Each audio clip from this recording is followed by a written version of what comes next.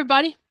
My name's Amy Cawthon, and I'm bringing you the school board meeting, October 15th, October 14th, 2023. Um, it really started off with um a the Blair Cubs volleyball was asking for permission to use the facilities on Sundays, the Sundays between October 20th to December 1st. A lot was discussed about that Sunday's kind of the off day, that usually nothing happens on Sunday. There was also talk about this is only a week in advance and then asking for permission that soon in advance. But anyway, it did end up being denied. So the Cubs, the Blair Cubs volleyball will not be have access to the facilities to practice. Then came the interesting part of the meeting, the uh, uh, input from the public. There was a lot of talk about bullying in our schools. Lots of parents got up and talked about different uh, uh, different situations where there was bullying, or their children were bullied, or somebody they knew children was bullied, or just issues like that in the school. And it just doesn't seem like they feel like they're just not being taken care of. Situations are not changing. There was a lady who had a daughter in the classroom with the girl who was beat up, and it seems as though they were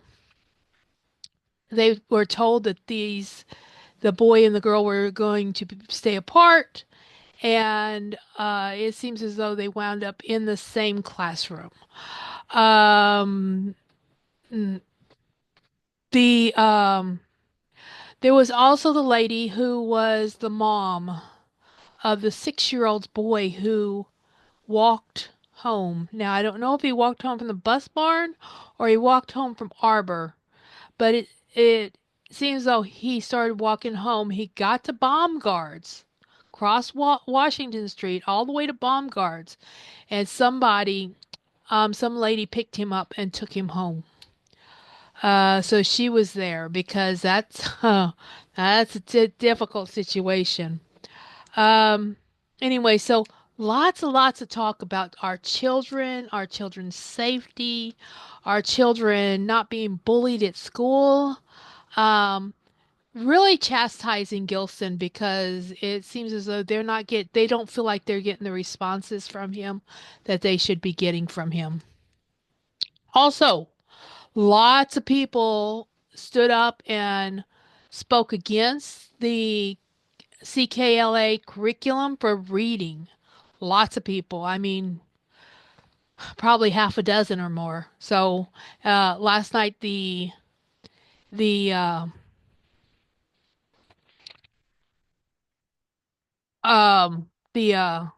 school board meeting was full. There was standing room only. All the chairs were taken.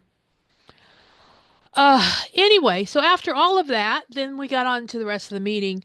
The policy people said that we are implementing for K-5 reading EL and bookworms. So we are not implementing the CKLA. I know the president of the school board said that she really, really wanted to go with what the teachers had decided was the best because they're the experts. But the pushback from the community and the pushback from the parents against this CKLA really caused them not to choose it. So they are listening. They are listening. Um, the building grounds and transportation. Uh, they were talking about the window film for security glass. Also, which was just kind of a discussion there. They've already priced that out. I think it's already in the works.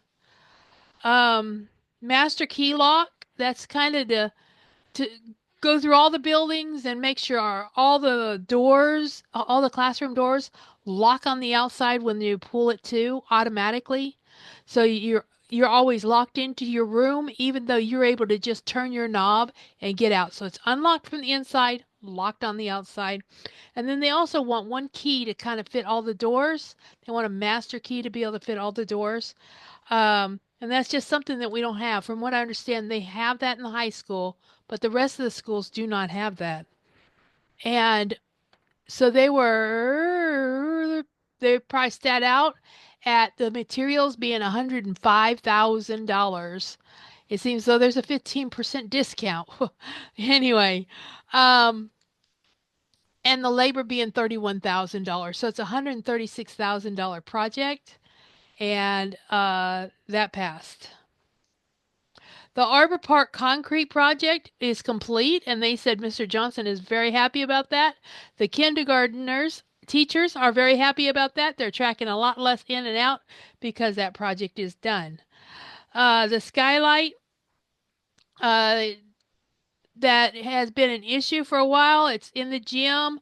The sun comes down through it. It gets in the kids' eyes when they're playing volleyball and makes things a little bit dangerous. They have decided to paint those. So kind of black them out by painting them, which is going to be about $4,200.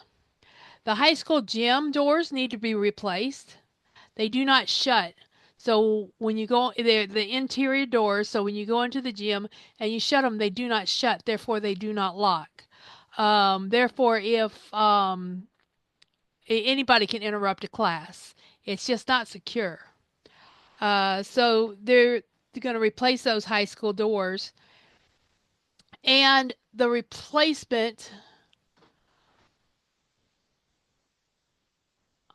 um,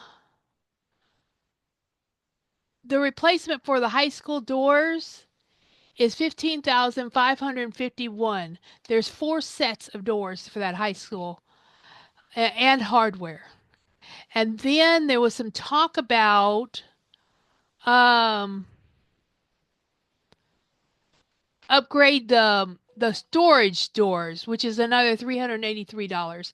So they got approved $15,934 for the whole thing.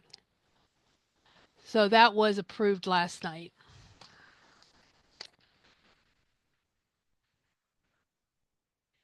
Okay, there is something called a Milwaukee switch system from CDW.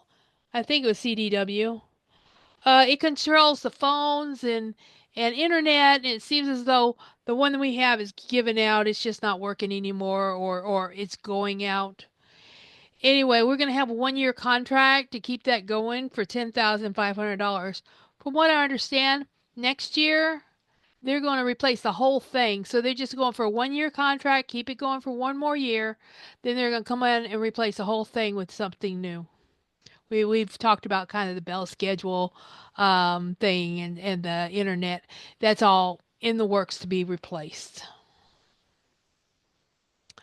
There was a quote for the Wi-Fi for Cransfield and the BHS Greenfield access points, um, or the greenhouse access points.